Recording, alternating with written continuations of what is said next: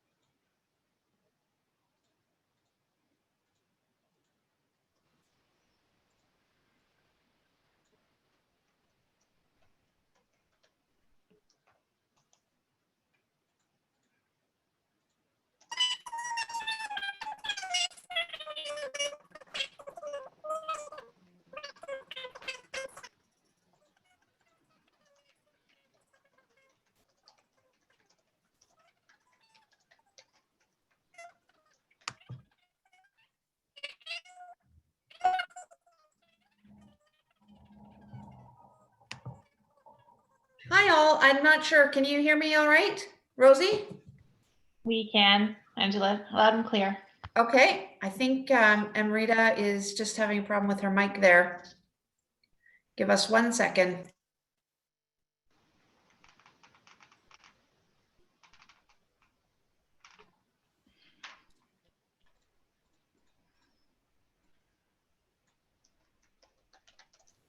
Okay, sorry everyone. Okay, we're ready to go now.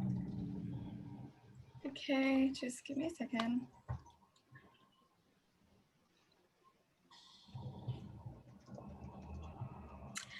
Hello everyone and good afternoon and welcome to our national online event, Adapting to New Ways of Working, sponsored by Accenture. We thank Accenture for their national sponsorship of events specific in STEM. We have a great lineup of speakers and from all across Canada. I myself am located in Vancouver and lead the events team here. If you're not already a member of Lean In, it's very simple. You just log on to our website, leanincanada.com, and you can just become a member from there, and you'll be able to join us for all our amazing events throughout the year. Okay, I would like to start by introducing our board president, Angela Payne.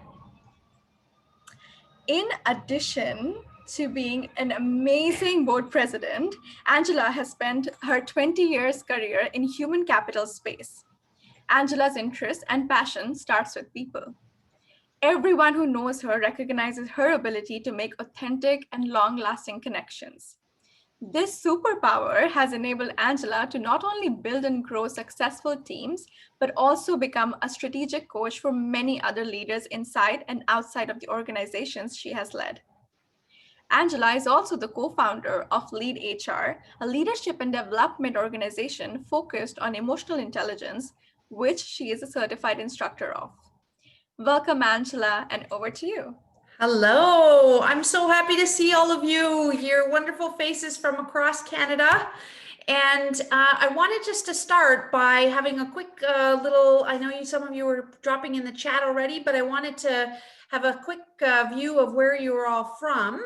So I'm going to switch to our next slide, which shows a map of Canada after I show you how to do this. So if you go to your options and you go to your annotate at the bottom, you will see, sorry, up at the top where you see view options, you see annotate.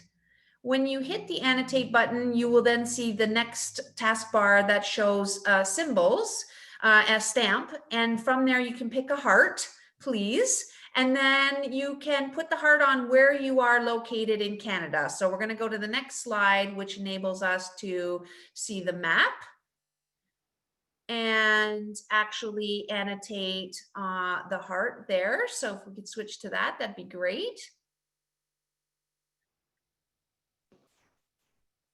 And we're going to put our stamp. We are going to put our stamp on the map. Hang on 1 second. We are. All right. So you're on view options. You're on your annotate. You're on your stamp. And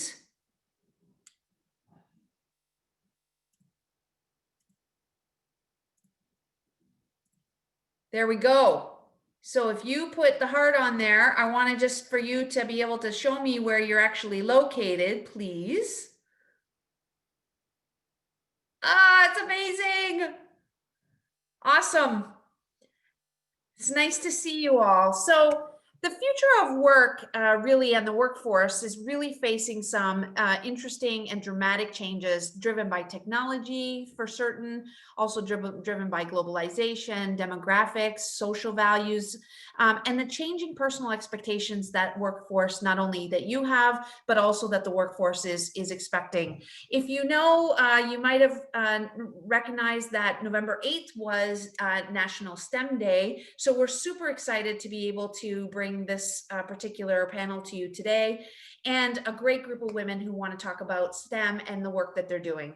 So first off, I want to introduce our first speaker. Her name is Megan Wickens.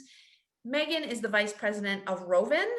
Megan focuses on the expansion and development of Adecco's engineering, technical, and IT division across Canada. She provides oversight to all of Roevin's businesses, and she really has used her experience to extend both the operational and the workforce needs of the public sector, as well as the transportation, manufacturing, mining, oil and gas, aerospace, and electrics engineering industries. Megan is located in in Edmonton, and I'm very excited to introduce her today. So welcome, Megan. Thank you so much. I'm just going to share my screen. So Angela, I'm just going to have to ask you to stop sharing your screen so I can get on there. Thank you very much. All right, folks. Well, thank you so much, Angela, for that warm introduction. Good afternoon to everybody, and good evening to those folks joining us from the Eastern provinces. I think I saw somebody there from the US too, which is extremely exciting to have you all join us. I'm going to preface this my piece of this by saying I'm going to try not to talk with my hands too much. It's the Italian in me, and I might forget to change my slides, so forgive me in advance. But I'm absolutely thrilled to be here talking to you all virtually. And before we dive into these exciting topics and discussions over the next hour or so, I think I'd be remiss not to mention the tie-in to these types of virtual events and how that's been paramount in reshaping the way that we work. First, I want to touch on how automation will change the landscape of the job search and what we can be doing about it as individuals, as professionals, and as women. Now more than ever, we need access to information and people quickly. We need to rethink how we are engaging with our teams. And for those of us in client-facing roles, we need to think about how we assess our clients' needs and help them reimagine their business drivers and goals. In more ways than one, the digitization and automation of critical business components has been a game changer for the way that we do business in a pandemic, and has accelerated the emerging need for AI and data analytics. This topic is what I'm super excited to talk to you guys a little bit about today. There are some key areas that we do need to focus on to see women in STEM-related academic streams have the opportunity not only to increase the likelihood of placement post-grad, but also to do so in higher paying salaries. So how are jobs moving these days? Automation is not a new concept, and there's some fantastic insight on this to follow my segment. And as I talk to you all, I want you to think about automation as a broad sense: robotics, artificial intelligence, tech platforms, reporting, and data collection. In the current market, we are seeing more and more companies use automation to replace everything from repetitive low-skill tasks to high-risk machinery operation. We are seeing the need to collect data, process and analyze it skyrocket as businesses move toward cloud-based platforms and AI-integrated business models.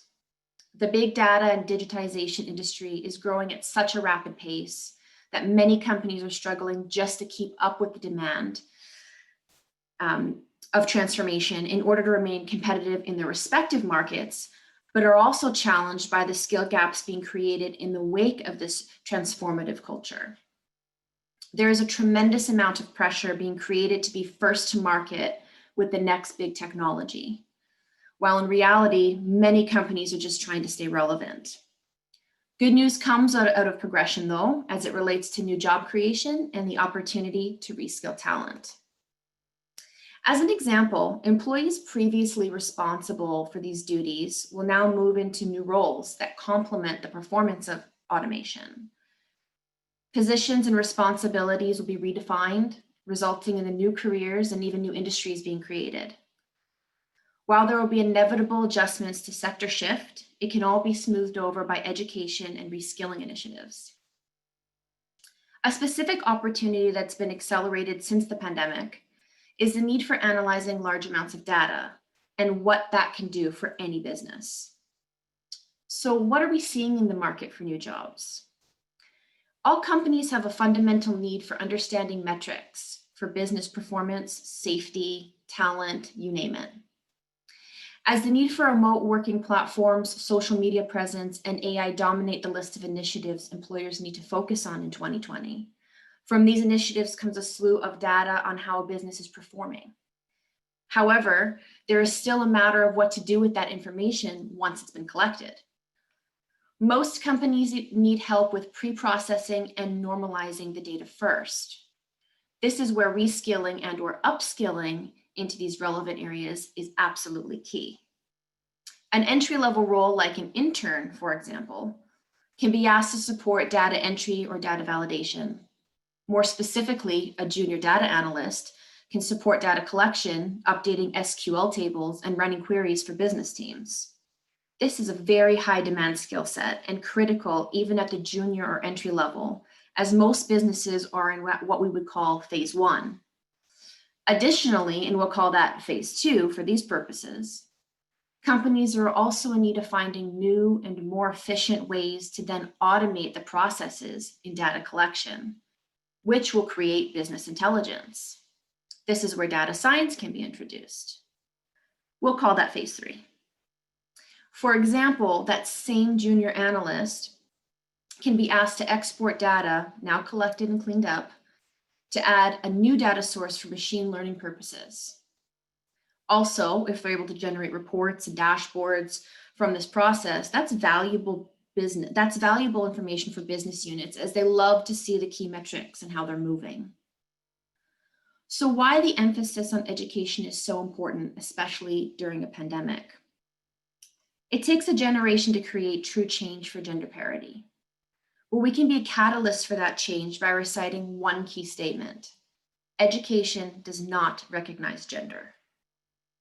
As organizations increase their reliance on automation, the result is an increase in demand for engineers, data science, and analytics, which means we will be seeing rising enrollment numbers for STEM-related programs in colleges and universities. In this case, we will see educational institutions readjust their programs, but we can also expect training initiatives outside of the classroom to promote the technical skills needed in that workplace. Furthermore, as employees move into new roles created by this skill gap, it will become necessary to train them for their new responsibilities. These training programs may upgrade an employee's ability to work with new equipment, software, or data, but should also build upon the inherent skills that come with the expertise brought in from their previous role. These types of soft skills cannot be replaced by technology and can serve as a valuable diversification of any employee's skill set.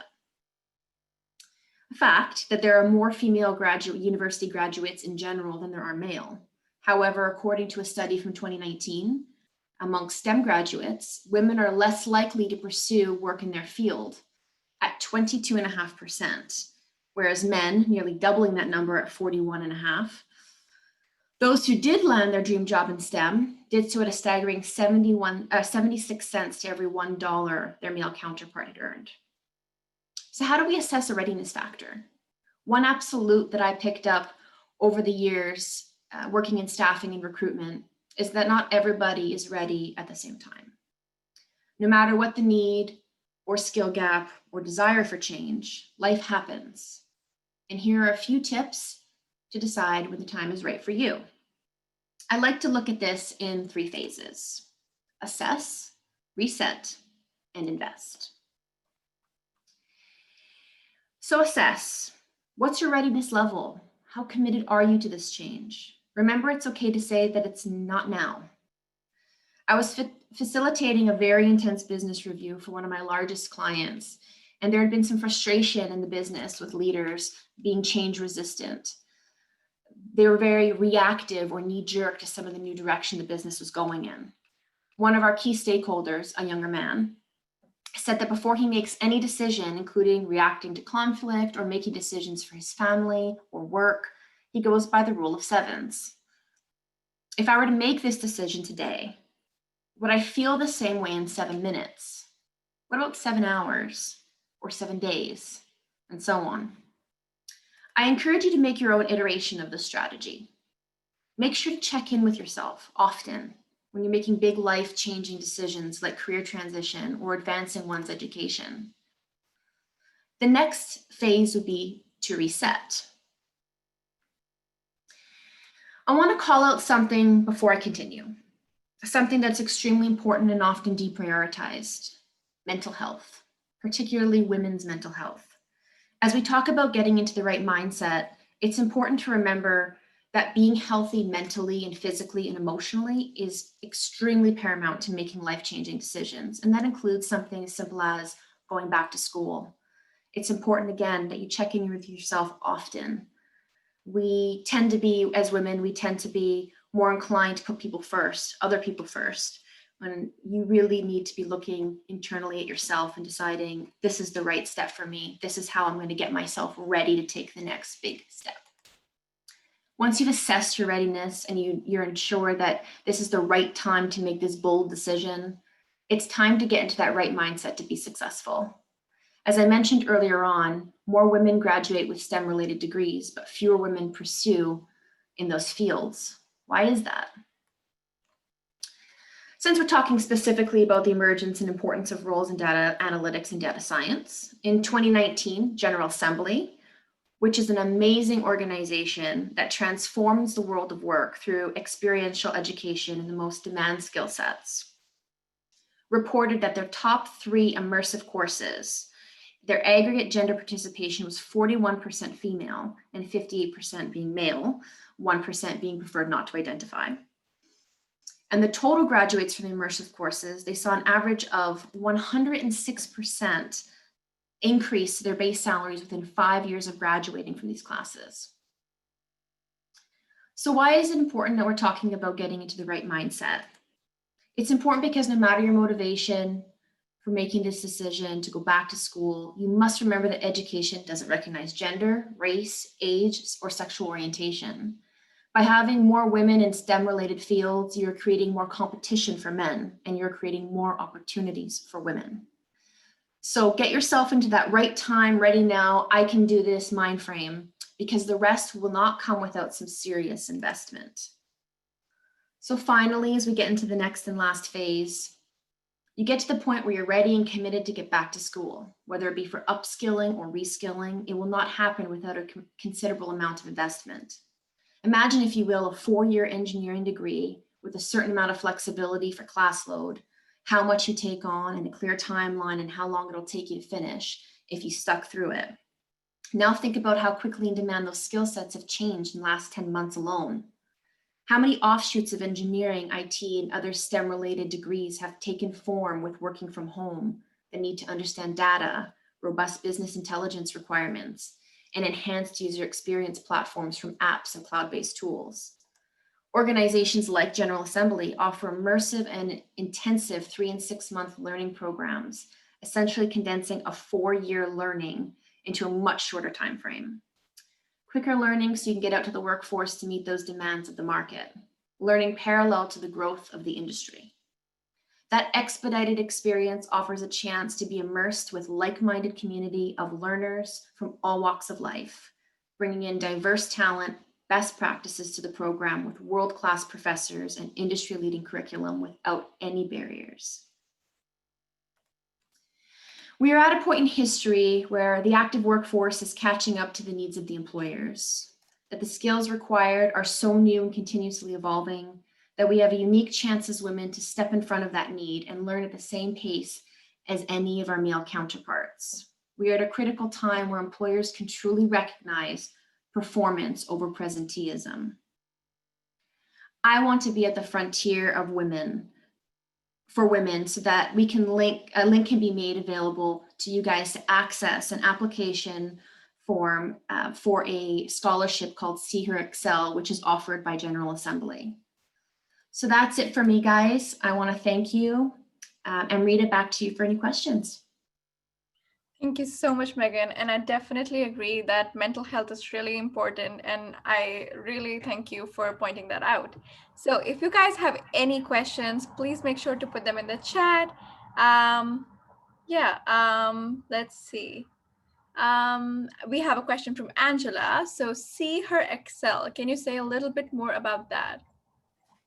Absolutely. So See Her Excel is actually one of the programs that made put General Assembly on the map as a leader in inclusion and diversity as part of their programs. So See Her Excel is considered a scholarship. I believe it's a $1,500 discount to any of their immersive or online programs. So I encourage you guys to take a look at that. It really sets this organization apart because assuming that you go through the program, and like I said, a considerable amount of investment, time, money, energy, the whole gamut, it's a guaranteed discount. So please check out the link and definitely consider upskilling yourself through this program. Thank you so much, Megan. Do we have any other question from our? Okay, we do have one question. So you touched upon it a bit before. So how would you advise a woman who wants to pursue a STEM degree, diploma, or education, but faces financial barriers to receiving this education? Are there any additional resources available?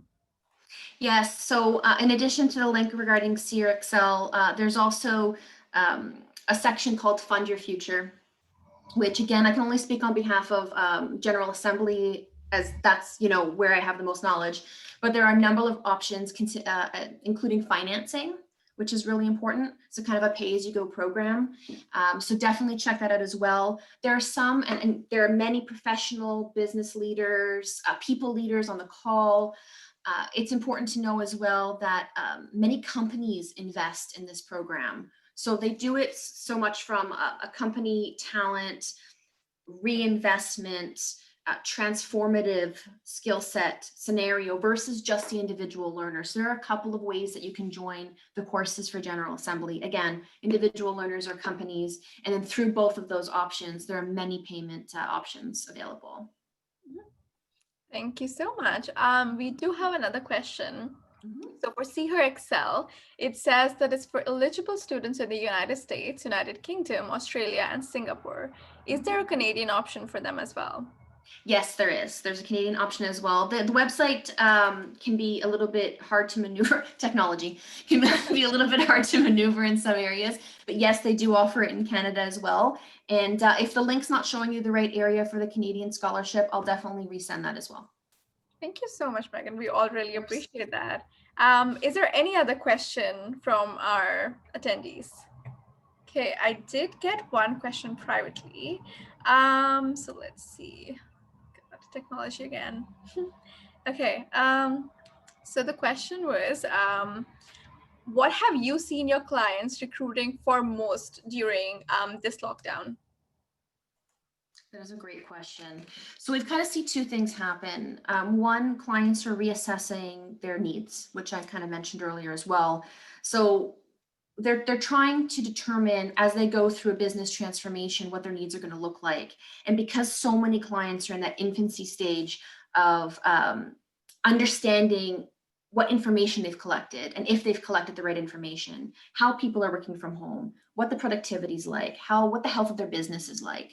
We're seeing a need grow for individuals, within software engineers, engineering in general, data science, data analytics. A lot of companies, as they move forward onto these platforms, as they create more robust tools and technology, we're seeing the need for individuals to be able to step into those roles to understand how to utilize the information coming from them. As I mentioned earlier, it's all well and good to be the first to market and to rush to do that. The only issue with that is that everything is moving so quickly that the employers right now, at least I can speak on behalf of specifically engineering and technical fields, they are just starting to understand what their needs are. So again, we're seeing it very junior entry level, which is great because if you decide to move forward into this program, there's opportunities there. We have a unique opportunity to get in on this while it's still relatively new to the market. So most employers are still really in that phase one. So we're seeing the need at that entry and intermediate level. Thank you so much, Megan. And we really appreciate you helping us out. And I'm sure there are many women here who would love to go through this program. So thank you so much for sharing. My pleasure. Now we'll introduce our next set of panelists. So now we have Barb and Emma joining us from ATS Automation, an industry-leading automation and solutions provider. Barb Willoughby is currently the chair of the Professional Women's Network for ATS Automation Canada and supports the Life Sciences Division in the capacity of a continuous improvement leader within their operations group. Emma Hosch is the Director of Nuclear Strategy and Business Development at ATS. As a member of the management team, she is responsible for providing strategic leadership and guidance for strategy and business planning within the Mobility, Nuclear, and Specialty Automation Division. Barb and Emma, welcome, and over to you.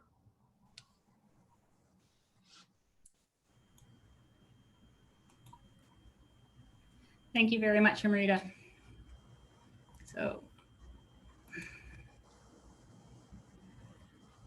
All right, can everyone see my screen? Awesome.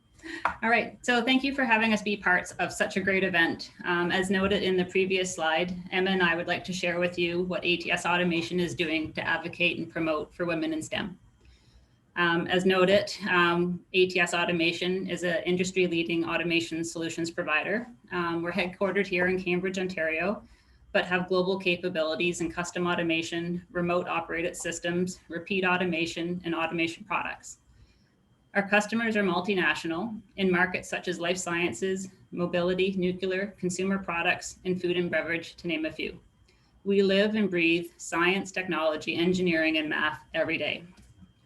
Recognizing that we're a company within the STEM industry, which has traditionally been male-dominated, in early 2019, we set about creating the ATS Professional Women's Network.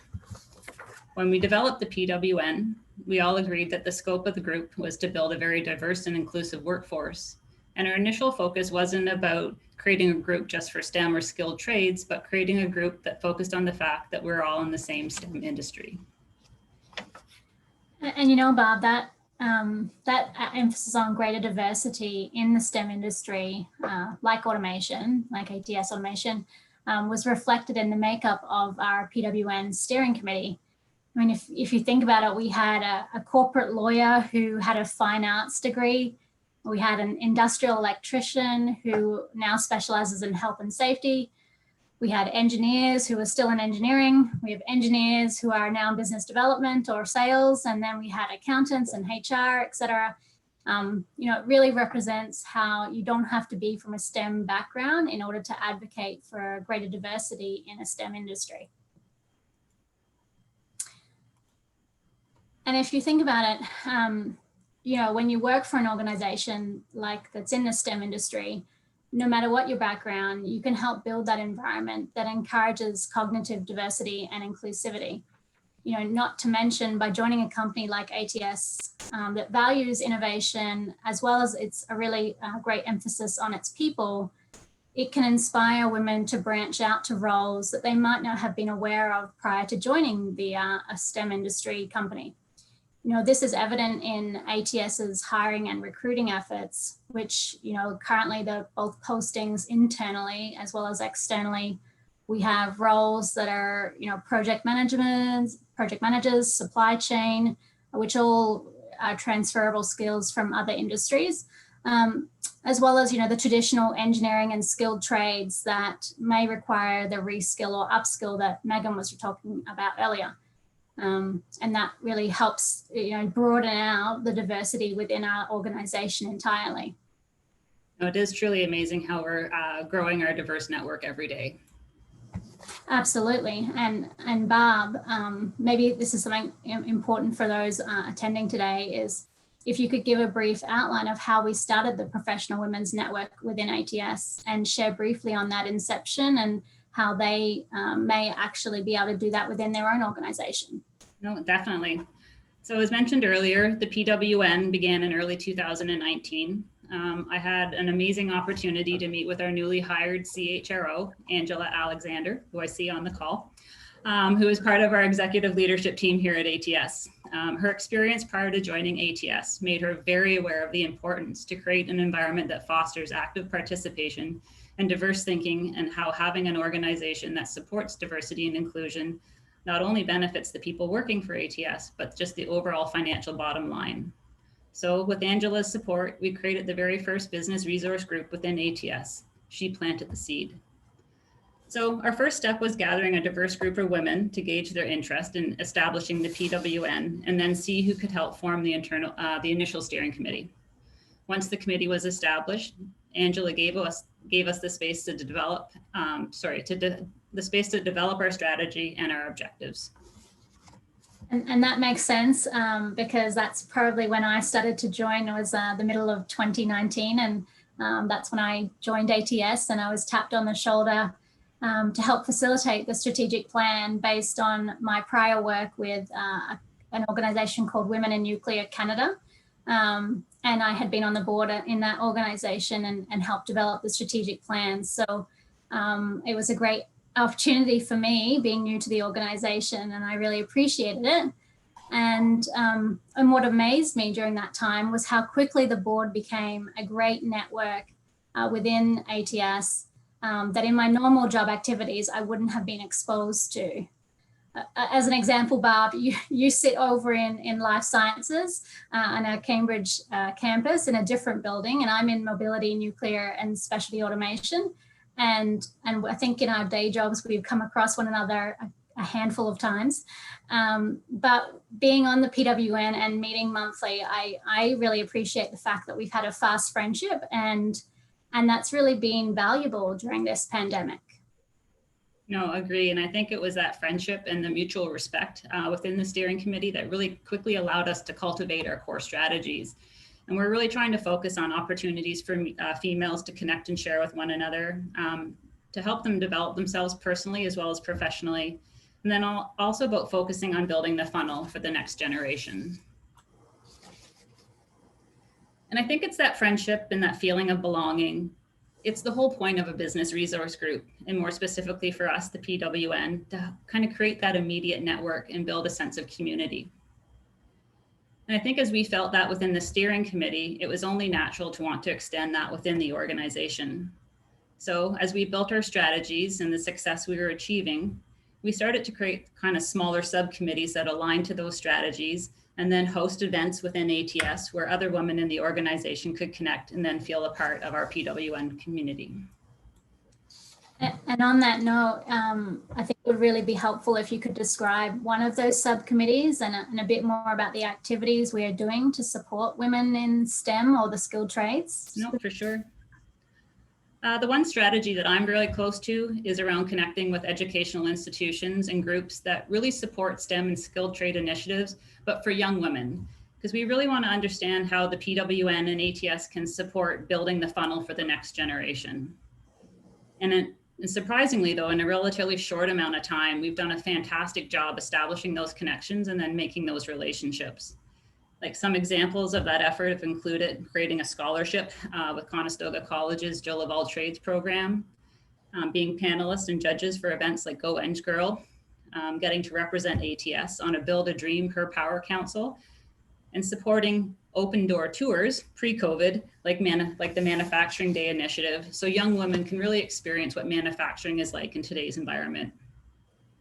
Barb, I heard pre-COVID, so I think we would be remiss if we didn't address how this work and objectives and activities are going with the pandemic still in full force.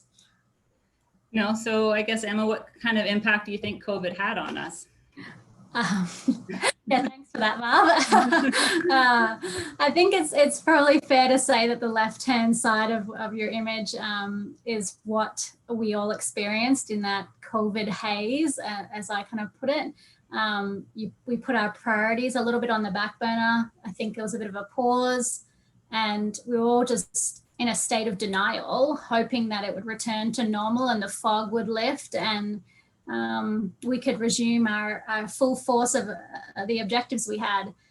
I think after a few, pauses, we quickly realized that that wasn't going to change. Like it was unrealistic to think that things were just going to magically change and return to normal. So we had to change our mindset and look at ways that we could push the needle forward and work together. No, agreed. And I know that the pandemic had a widespread impact. However, when I personally started to learn the harm the pandemic was having, particularly on women, it really hit a chord. We saw the labor rate for females hit its lowest level in 30 years. Women were hit with job losses in sectors in which they had the higher representation, like food service, retail, hospitality. But we also had women who had to leave their jobs because they were shouldering the burden of childcare and parental care. I would have never thought the pandemic would have created a gender-specific phenomenon that's been branded as the she session. So many decades of progress just seemed to disappear almost overnight. Yeah, and I know I'm really grateful that the PWN kept meeting during that time and getting through this together. I know, Barb, as much as you tried as the chair to follow an agenda and advance the plans, we found during COVID that our conversations steered towards more about how we were doing the good, the bad, and the really ugly sometimes, and how we were coping with those, opposing forces of work and family responsibilities. And having the support of the PWN group or the steering committee really made all the difference for myself. I personally distinctly remember a time when a fellow board steering committee member was sharing her experiences about ways to keep her children at bay while she was on customer calls. And it was about doing a selfie challenge and writing out selfies and the kids going off and doing funny faces under a tree and pretending to be a tree.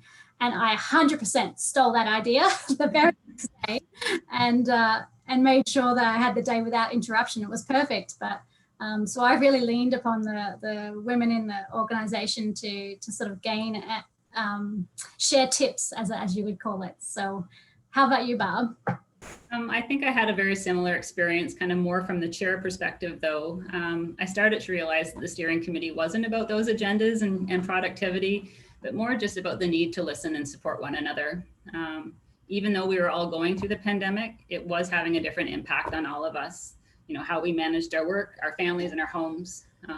We were fortunate, though, that ATS had platforms in place that allowed us to connect virtually for those who were working from home. And I found the more that we came together and talked, the more we realized, to your point, how grateful we were for having the PWN. And we also felt that others in the organization probably needed similar support. And so our conversation started to steer more about how we could address the immediate needs within the rest of the organization. And that actually led to the development of another business resource group, right, Barb, about parenting and family support. I think we termed it the ATS Parenting Network. Yep, no, you're right. And then kind of tying into a comment that Megan made on mental health, the PWN is actually going to be promoting an upcoming mental health series for ATS. And it's really focusing on stress, anxiety, domestic violence, and loneliness.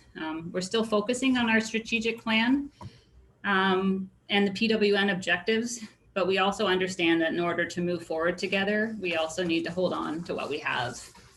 It's so true. It's important to focus on the immediate need of retaining women and to have a network of women who can be that, voice, a little voice in your head that tells you can do it or strategize with you on ways that you can make it work.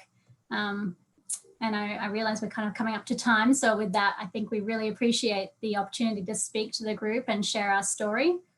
Yes, and again, thank you to Lean in Canada for inviting us and allowing us to share our story. So I'm not sure if there's any time for Q&A. If there isn't, don't hesitate to reach out to us offline, but if there is, we're more than welcome to answer any of the questions. Thank you so much, Barb and Emma. And we definitely have time for questions. We already have a few as well. And I just wanted to thank you so much for your presentation and for keeping it real and sort of talking about the pandemic angle as well. I mean, we at Lean In definitely know how hard it's been for us as well to support other women through the pandemic. And we appreciate you keeping it honest. Okay, on to the questions. We have a question from Angela, and it is ATS now, or are you willing to help support other companies who want to start on this journey?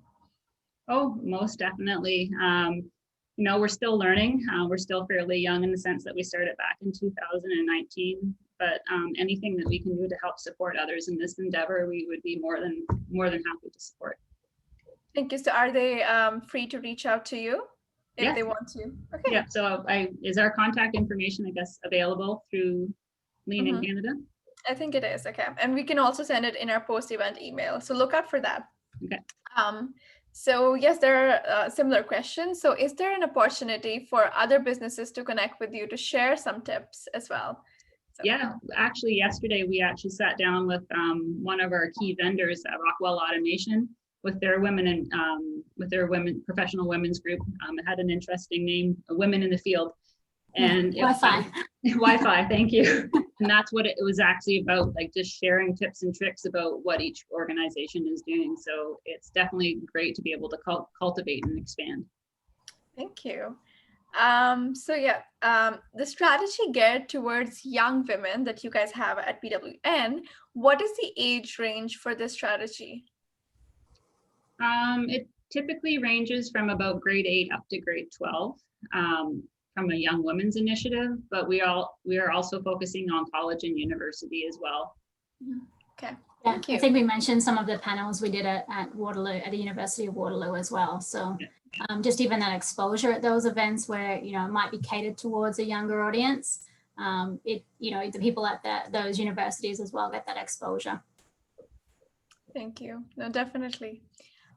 We do have another question. It says, I'm someone who currently has extensive experience in merchandising and buying.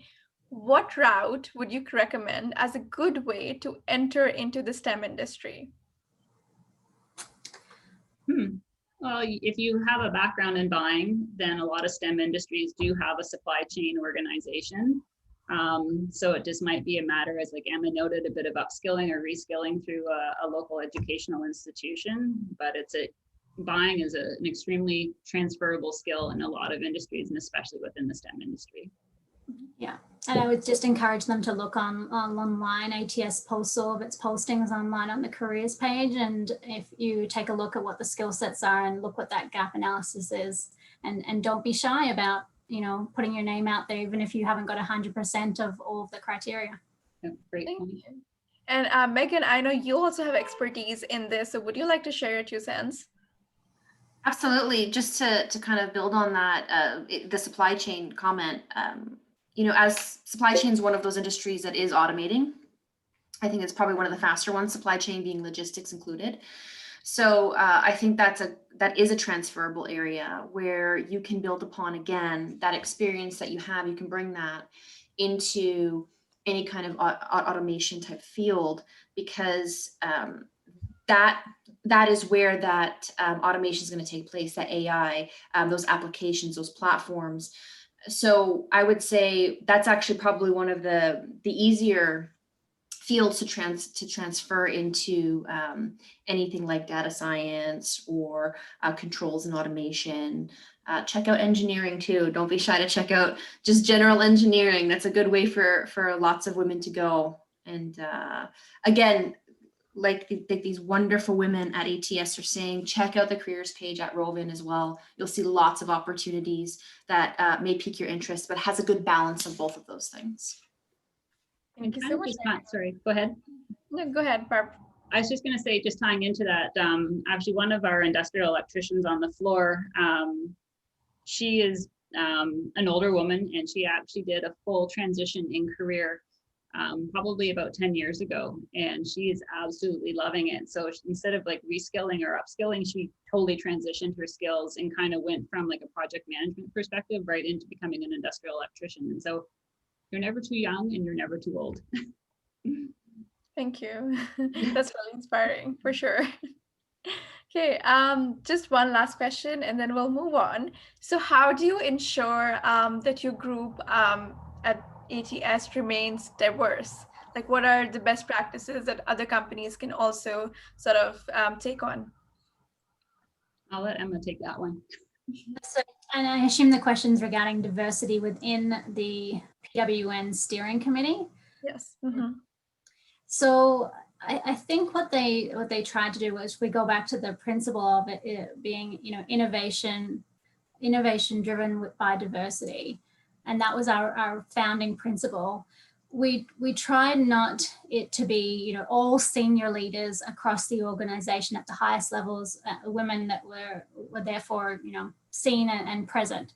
What we tried to do was stagger both junior entry level positions, as well as tenured people who had been in the organization, maybe who didn't have a formal position in the organization, but had that leadership experience because of the tenure that they've spent in ATS, as well as say someone like myself who is new to automation and new to ATS.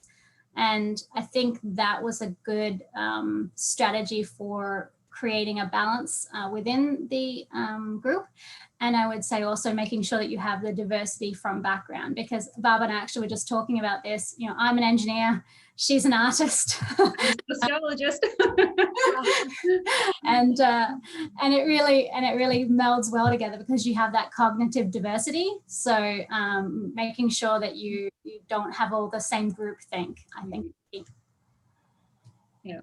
No, there's been a lot of great partnerships created because of the PWN, because of that kind of diverse thinking and diverse background. And I think there may be people that you would normally not connect with in the organization because they tend not to be within your department or within your function. And so the PWN has really allowed us to kind of broaden our networks from that perspective. And it's been a fantastic opportunity. Thank you so much. And that's really nice. And I'm sure there are other companies who can definitely learn from you guys as well. So thank you so much, Emma and Barb, for that lovely presentation and the lovely Q&A. Thank you. Mm-hmm. Okay, now we're on to Accenture. Accenture is a leading global professional services company providing a broad range of services and solutions in strategy, consulting, digital, technology, and operations. Combining unmatched experience and specialized skills across more than 40 industries and all business functions, underpinned by the world's largest delivery network, Accenture works at the intersection of business technology to help clients improve their performance and create sustainable value for their stakeholders. With more than 435,000 people serving clients in more than 120 countries, Accenture drives innovation to improve the way the world works and lives. Accenture has set bold goals to accelerate gender equity. By 2025, Accenture has committed to ensuring 50% of its global workforce are women, and by 2020, women will be about 25% of managing directors worldwide. I'm so sorry about that. Accenture is proud to announce their global CEO, Julie Sweet, who's appeared on Fortune's Most Powerful Women list for 4 consecutive years, and this year took the #1 spot. Accenture has also ranked #1 on the Thomson Reuters Refinitiv Index of the world's most diverse and inclusive companies for the past 2 years.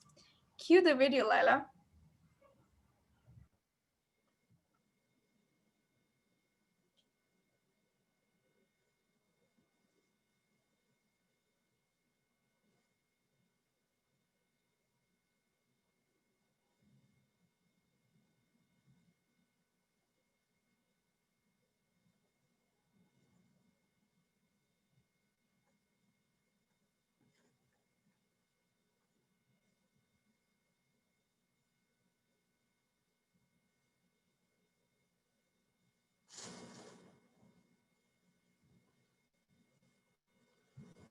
Thank you so much, Lala, for that lovely video. And now I'd like to introduce Christine Cederberg with Accenture. She is a senior executive focused on leading teams in delivering integrated technology solutions across cloud, infrastructure, and applications to create market-leading offerings and provide best-in-class services, driving growth for large enterprises and public sector clients. Welcome, Christine, and over to you. Thank you so much. I don't know if everyone heard that, but when she said gender equity and the honking and the tooting, I just thought it's cheering, or that's what I felt like. So I thought it was perfectly cute. I'm just going to share my screen here. Let me know. Oh, Lord, here we go again. Oh, I'm stopping your share. I can stop you, right? I'm good.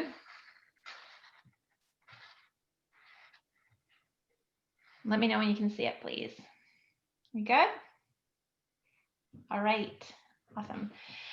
Thank you so much, and I am so thrilled to be here. There are very few things that excite me as much as, and it's not cloud, I'm going to be honest with you, cloud's great. I'm going to talk to you so much about cloud and what we're doing at Accenture, but I was so thrilled to hear Megan and Emma and Barb talk about women's mental health, and I'll be also touching on that and what it has meant for me personally during the past few months. It's definitely a topic that is near and dear to me, as is the topic of lifting and promoting other women in STEM. I am an electrical engineer, super techie, nerdy, love it, and I have made it my life's work to promote other women who also want to pursue careers in STEM. I believe in promoting women in whatever they want to do, whether or not they have a technical background. If they want to pursue a career within this area, I definitely think there's a home for all. So again, thank you for having me. I'll be talking to you about cloud and about how COVID has impacted the way that we have been working at Accenture and with clients, but also how it has impacted me as a person. What we have seen is what was once a slow burn in the tech industry has turned to a full 5-alarm fire in just a matter of months. So more specifically, when we talk about cloud migrations and transformations in the midst of a pandemic and why this is all happening so quickly. So I will say this, not too many years ago, when I spoke to clients about cloud, it was more centered around why cloud, what were the benefits and how could they be realized? And then the conversation quickly evolved into one of when cloud, when was the right time, when should I start, where should I start, and how long should I expect my journey to take? And then COVID-19 hit. So for many, migrating to the cloud has had to happen quickly and at a large scale in order to cope with the increased pressure on IT infrastructure, as more and more clients and businesses of all different sizes. So it's not just the large multinationals, it's all businesses and all sizes of business. As they have been looking at, the use of cloud technology, things that were once only a word or a value proposition or a sales pitch, things like flexibility, efficiency, scalability are now words and realities well understood by the majority. And if 2020 has taught us anything, it is our need as businesses and human beings to be resilient, agile, and flexible. This urgency to innovate is driving companies from 20% in the cloud today to a predicted 80% in the cloud in just 3 years.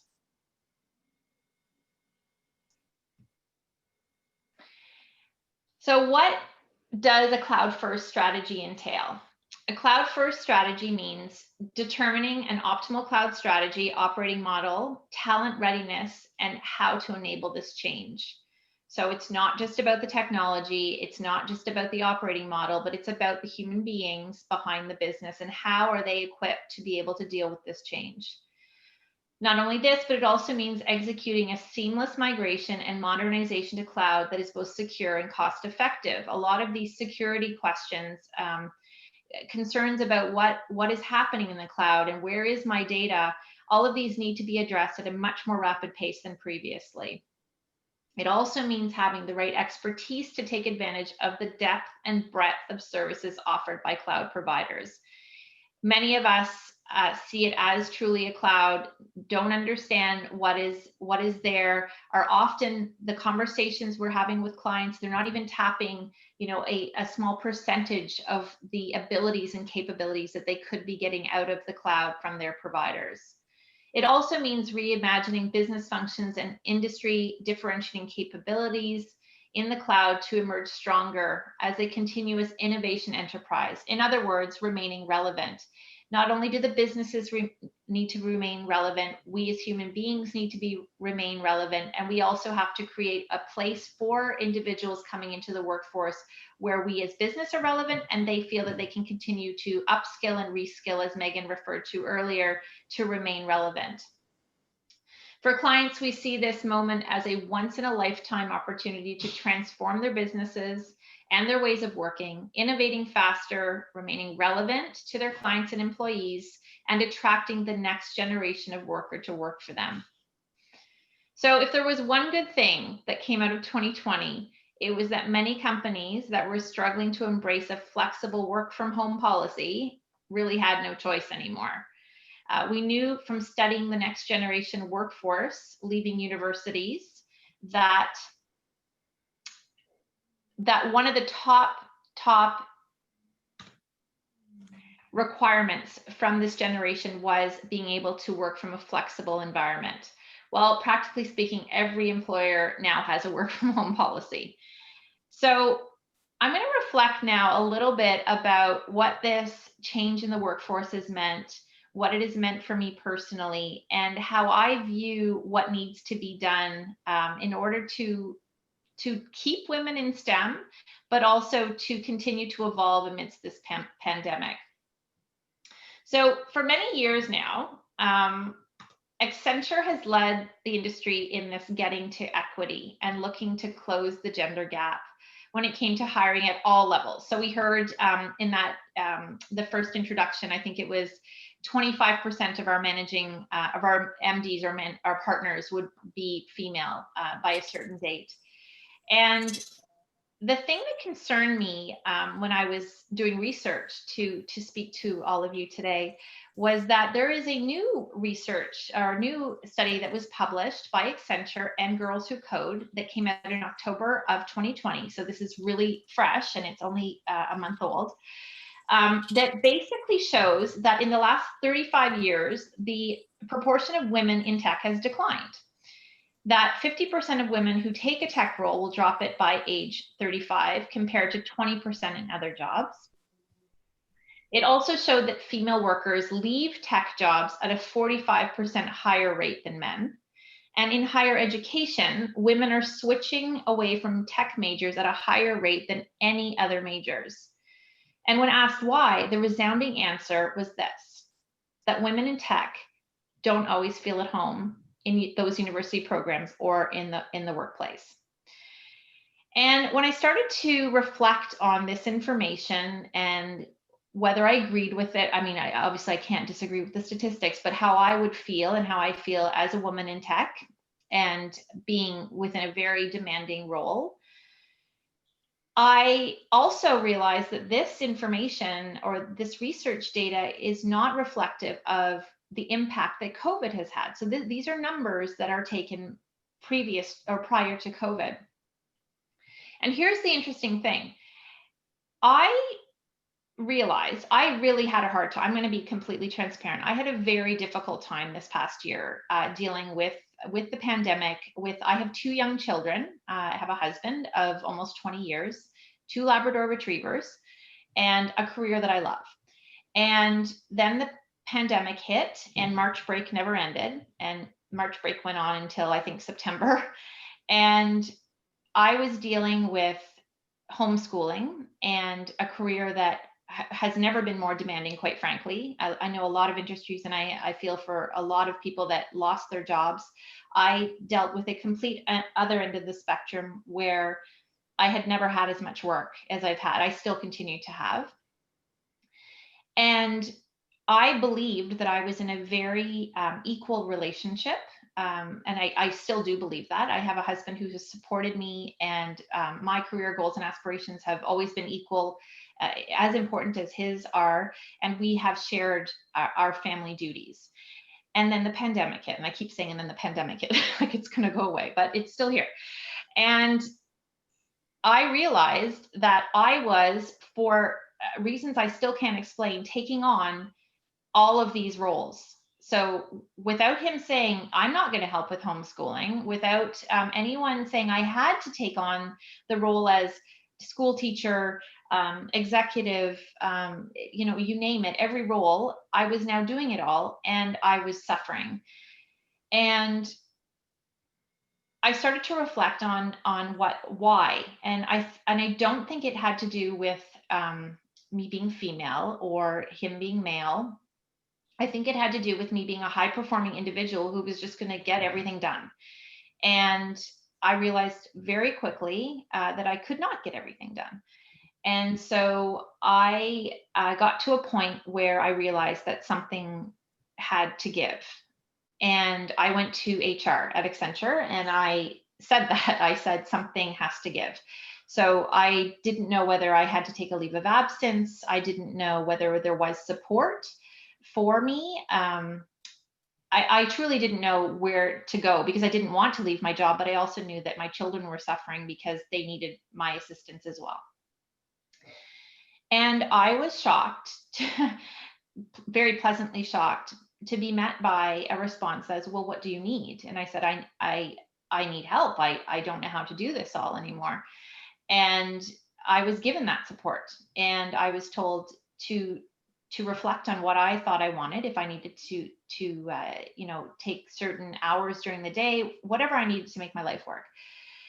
And so I think the message, or the key takeaway from me to you here, is in terms of ways of working and being a woman in STEM. And granted, we're not all mothers on this call, and we all have dealt with our own challenges and struggles during this period of time.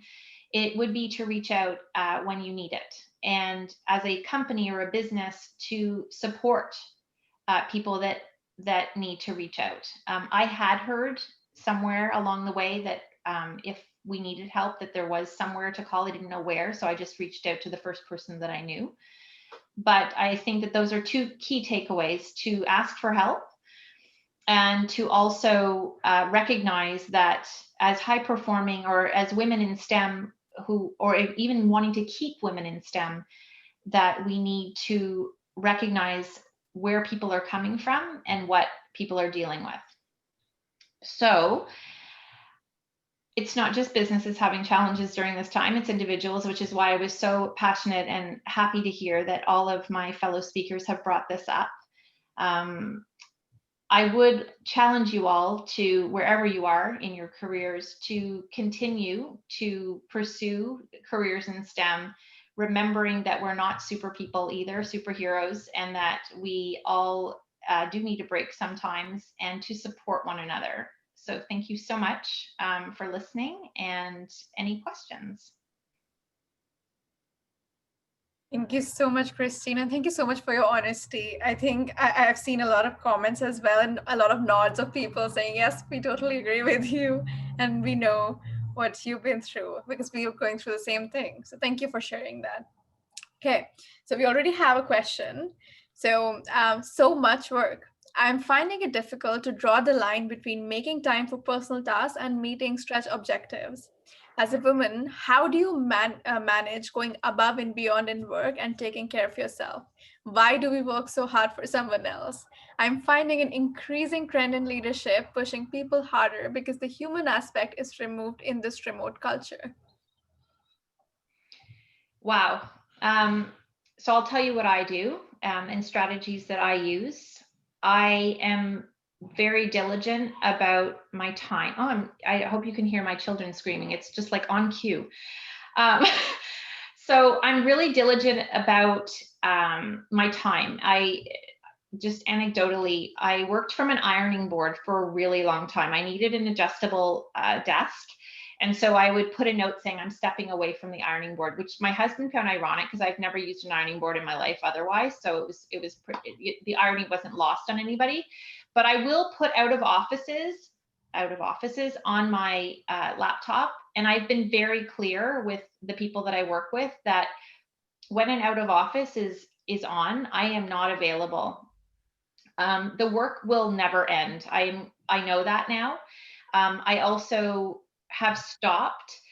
I would tend to look at emails before I went to bed. I no longer pick up my phone. I took all social media off my phones. That's a whole other topic of conversation. So the times that I'm not working, I am not working. End of story.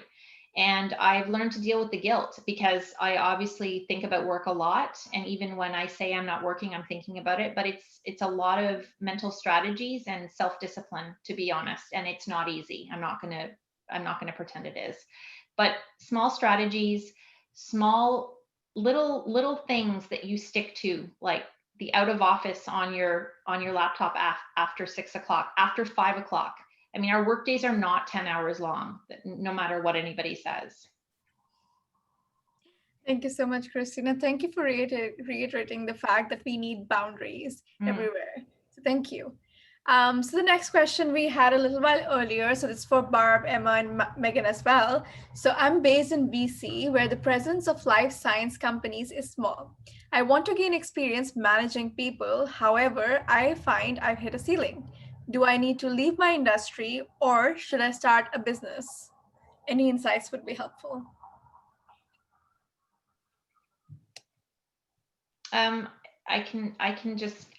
my previous company that I worked for, I also wanted to manage people and I was never given that opportunity, and I was very vocal about it. So I left and I joined Accenture, where I managed lots of people all the time. So I would say, I'm not saying that's your last resort, but I would say that if you're not getting the support for your career where you are, then change is always good. Thank you so much. And I would just look also like, you don't have to traditionally have people report to you in order to learn the skills of managing people as well. I mean, we are in a pandemic, so maybe people don't want to take the drastic change of moving careers. Understandably, that might be the case, but you don't have to have the title to be a leader. So, look for those opportunities outside of your regular job functions and find ways that you can maybe lead a group. Thank you so much. Megan, you had a point to add?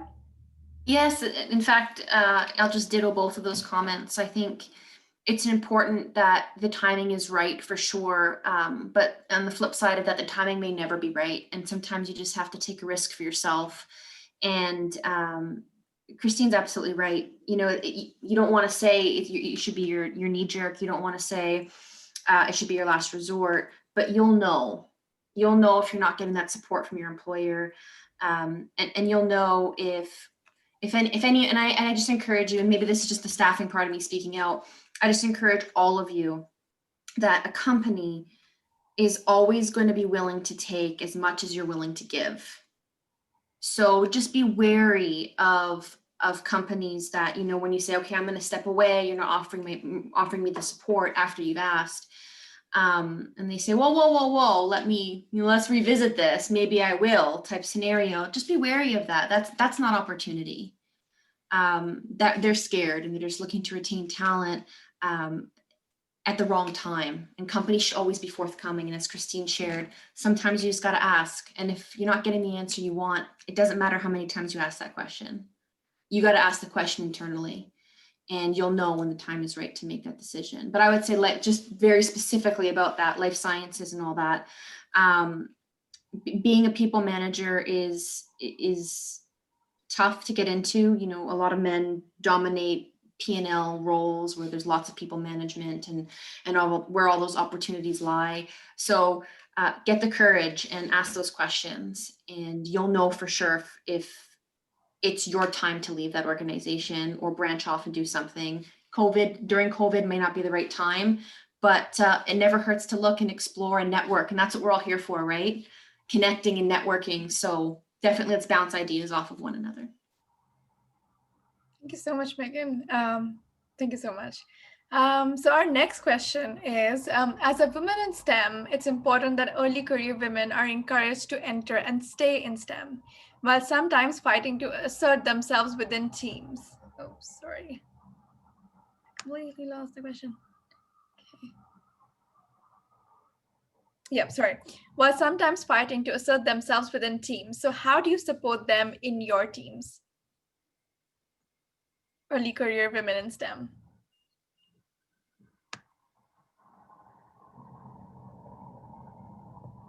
Was that specifically for me?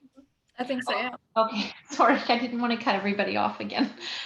I am very diligent with forming women's groups wherever I am at work. So I tend to, anytime a new woman joins within Accenture Technology, I actually ask to be their career counselor.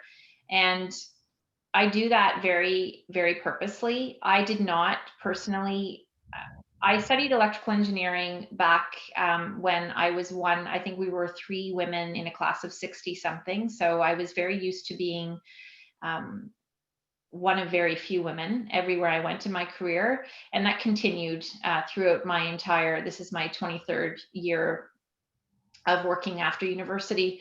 And I never really had that support. So I have, and I said that at the very beginning, I've made it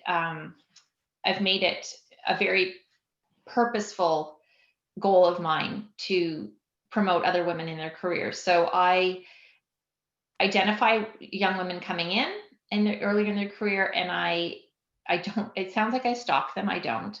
I ask if they would like, the help in their careers. And if they are interested, I will follow them. That again sounds like stalking. I will follow them in their career and help them in any way I can. I honestly believe it is the only way in getting to equity in terms of gender equity. It will be women promoting other women. I do believe there are men who are interested in it, but it's not going to happen that way. So if you are a young woman coming into your career, I would look to find other women that have maybe advanced a little further and reach out to them and ask to be connected to them. And I can assure you that any woman that has gotten to any position has probably had to struggle to get there and would be happy to help you. Thank you so much, Christine, for sharing. So we have another question. I lead a learning technology agency, and I'm encouraging instructional designers and learning technologists that we too are part of STEM, just as IT or systems engineers. What are your thoughts of advocating for online and digital instruction and learner experience design as finally, thanks in part to the pandemic, becoming part of STEM too? So I don't put a definition on what being a woman in STEM is. I'm going to be honest and say that 2 of the most astounding young women I have had the pleasure of working with, they're in their 20s with me at Accenture. One has a background in HR, and the other has a background in commerce. So neither comes from a traditional STEM background. They were interested in STEM. We hired them because of their desire to work in the area and to work within this technology. I think that is, and this is a whole other topic that we could get into, but how do we hire? How do we identify talent? We tend to, and Accenture has been guilty of this as well, just try to tick the boxes in terms of, yes, we're looking for this skill, this skill, this skill. And if you haven't studied it, You clearly can't do this job. And that is just not the case. The most successful hires that we have had in the past years at Accenture have been based on willingness, a capability to learn, and a willingness to do the job. So I think, honestly, if you may be asking the wrong person, because I would bring anybody who wants to work in this industry and has a willingness to learn under my wing, and give them the chance. That's my feeling about what STEM means, and about, the formal education requirements. Thank you so much, Christine. And I love that, that, definitions can be changed over time as well. So thank you.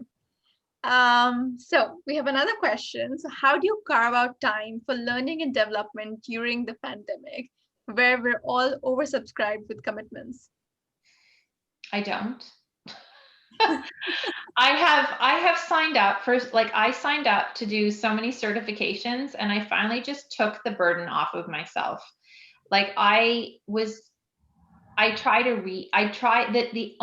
time I do have to spare, I try to spend not on work things. So during the pandemic, I have not done any further education. I'm not going to lie. So I did, ironically, I thought I would have all this extra time and I would get so many new certifications. None of that happened. I basically tried to, tread water for the past 6 months. So I haven't. I hope that doesn't bother you with my answer, but I have not.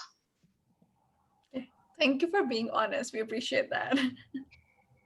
Okay, with this, we come to an end of our Q&A, and thank you so much, Christine. It was lovely having you and your honesty, and we really wish you the best. Thank you. Over to you, Angela. Great, thank you very much. I think we're gonna try and queue up our video one more time to see us out from Accenture.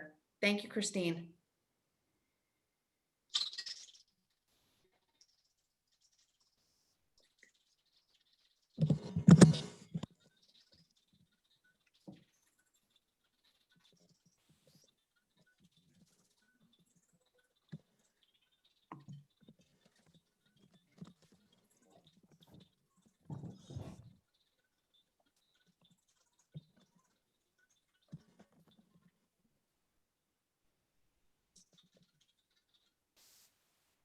Thank you, Emerita. Thank you all, Emma and Barb and Megan and Christine. A great opportunity for us to share tonight. And I think there was some really unique and helpful hints and tips for the team. And Christine, your comment about doing all these certifications, my go-to is I register for lots of things because they send recordings of everything. So essentially, I have this backlog probably for years that I could go back and listen to some recordings. So I, like you, I have all these novel ideas, but I think the real trick is to be, very helpful to yourself and to really be managing your self-care. And if there's a way to be able to do that and still have some balance, that's a great way. So thank you very much for sharing. I hope everybody enjoyed the topic today. Please check out the Lean In Canada site. There are all of our upcoming events coming out. And as we continue to need human connection and be able to have conversations, there's a really great way through Lean In Circles to be able to do that. So please, it might be an opportunity for you to have like-minded women to be starting this organization, or as Barb and Emma talked about, be willing to talk to other organizations who want to start professional women's networks using the Lean In platform to be able to do that. So I think there's a really great opportunity for there. We do have a post-event survey that is going to come out, and we promise to include ATS Automation's information, as well as, if you'd like to connect with any of the speakers like Christine or Barb or Emma or Megan, please feel free to do that. We'll provide some of those contact details as well. You could probably find them on LinkedIn. Also, we'll send the links for General Assembly and some of the other sessions that we had available to you, so that you can give some thought to not only the topics, but then also some learning opportunities that might be of interest. So thank you very much for your time, and good afternoon to you on the West, and further good evening to you tonight. Thank you for joining us. We look forward to seeing you again soon. Thank you for supporting each other, and we'll see you at our next event. Have a good night. Take care. Bye, everyone.